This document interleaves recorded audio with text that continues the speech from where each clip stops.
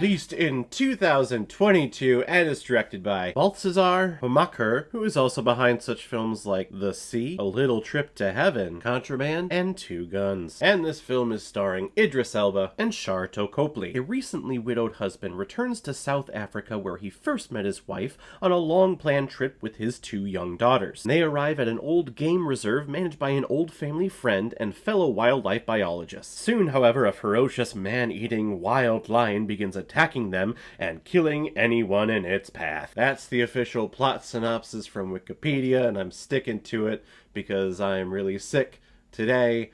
Officially, for the first time, I have COVID, and it fucking sucks. Multiple fevers, aches all over, I'm congested, I can't hear anything out of my left ear.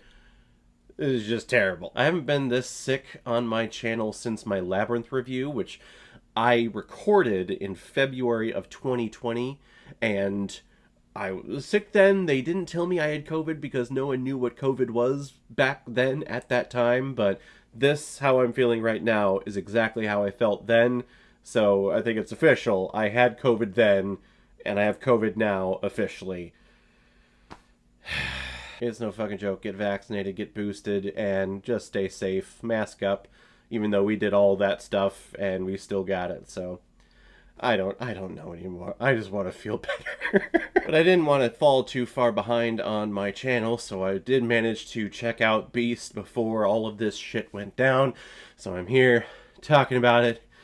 It's probably going to be a very, very short review, though. I remember seeing trailers and previews for this thing thinking, like, this is a modern-day take on The Ghost in the Darkness from 1996, the Val Kilmer film, which is one of my favorite movies, and if you're going to remake it, I guess, you know, put in Idris Elba because I love him as an actor, and he's the best part of this entire movie. Him and the amazing cinematography by Felipe Rosalot. Elba just has this presence about him. Whenever he's on screen, you can tell that he's 100% dialed in and he is that character, and you immediately just feel connected with him. You care about him, and you know that he's going into a disaster type movie, so I'm worried about him. I'm worried that he's going to make it out alive in this movie. I didn't have those same feelings about Copley. When I saw Copley was in this movie, I immediately thought, oh yeah, you're dead. You are totally gonna die. You just have that presence about you that whoever you are playing as a character in that movie, you're dead. I watched Hardcore Henry for the first time this year. You died like 50 times in that movie, so yeah, you're definitely dying in this one. But Idris Elba is in this situation with his two daughters, and you know how I feel about kids being in horror films and kids being in these monster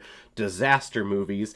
They really ruin everything, and I won't say that they ruin this movie, but some of their dialogue and the complaints and the things that they're saying in the movie definitely get under my skin, and I'm just like, guys, that's just uncalled for. Could you not say the stupidest things, please, and just go along? Like, why are you there? Just don't bring your kids with you on a wild safari. Just don't do it. No, I did mention the cinematography as another high point that I have with this film, and it's absolutely beautiful. I love the African horizon and the terrains and the lighting and the set pieces and everything like that.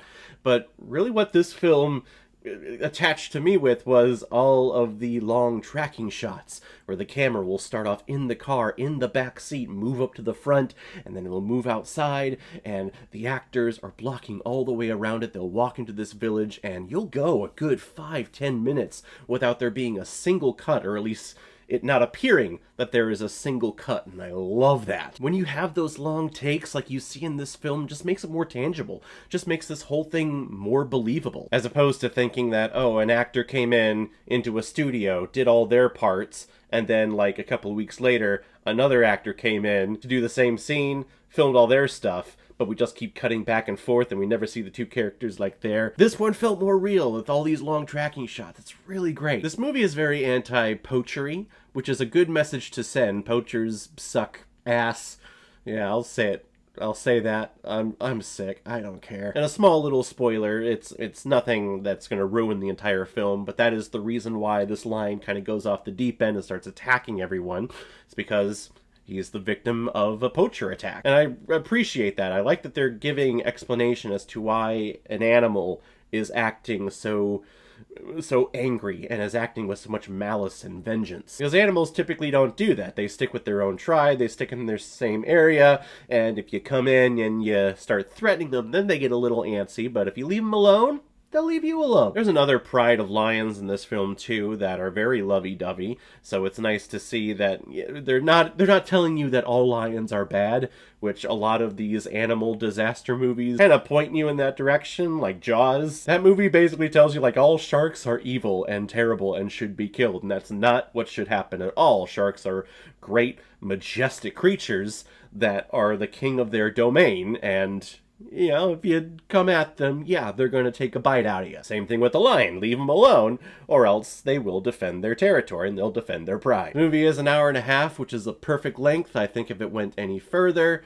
it would have just overstayed its welcome. There are points in here, though, where it is very predictable as to what's going on and what's happening.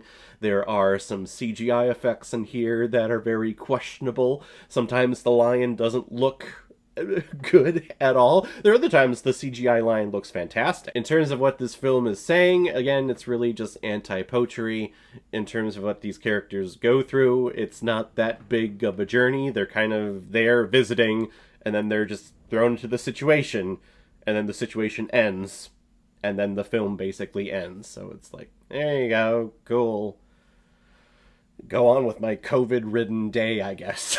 The movie Beast, it's okay. It's fine. I'm not clamoring to go see it again. It's just middle-of-the-road territory for me. Idris Elba is great. The cinematography is great. See it for that. This is definitely worth a one-time viewing, but not reaching, not clamoring to see it again anytime soon. I'm gonna give Beast 3 out of 5 Blu-rays.